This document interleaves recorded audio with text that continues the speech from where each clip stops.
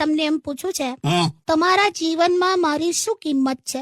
લા તું યાર તું કરોડોમાં એક છે બસ. કરોડોમાં એક છું ને, હા છે તો એ કરોડોમાંથી મને ખાલી હમણાં 2000 આપો ને, મારે શોપિંગ કરવા જવું છે. છે ને. એકદમ સ્માર્ટનેસ તું વાપરી. શું શેની શોપિંગ નું બધું કરે છે યાર? અરે ઘરનો સામાન લાવવાનો છે, બધું શોપિંગ કરવાનું છે, ઘરમાં કશું નથી. અને આટલું બધું તમારું સેવિંગ છે, શું કામનું? કયું સેવિંગ? સેવિંગ ના નામે જીવનમાં ખાલી પેલા ઓરેગોનો અને ચીલી ફ્લેક્સ ના પડીકા જ પડ્યા છે ફ્રીજમાં. સારું, ઓકે.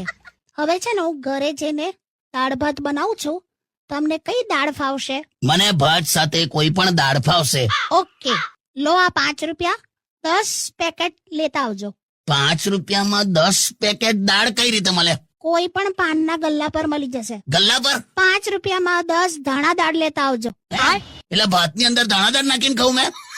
તમે તો કીધું તમને કોઈ પણ દાળ ચાલશે. એટલે દાણા દાળ હોય? કાકી ના ના, એ બોલ્યા ને. બે આ તો આ કઈ રીતે મને હેરાન કરે છે? જો તો તું છે ને આમ મને આટલું બધું હેરાન ના કરીશ, હું બહુ થઈ જઈશ કોક દિવસ. ઓકે, તો તમારે કઈ ટાઈપના બાવા થવું છે? એટલે એટલે નોર્મલ બાવા થવું છે કે પેલા નાગા બાવા થવું છે? કેમ?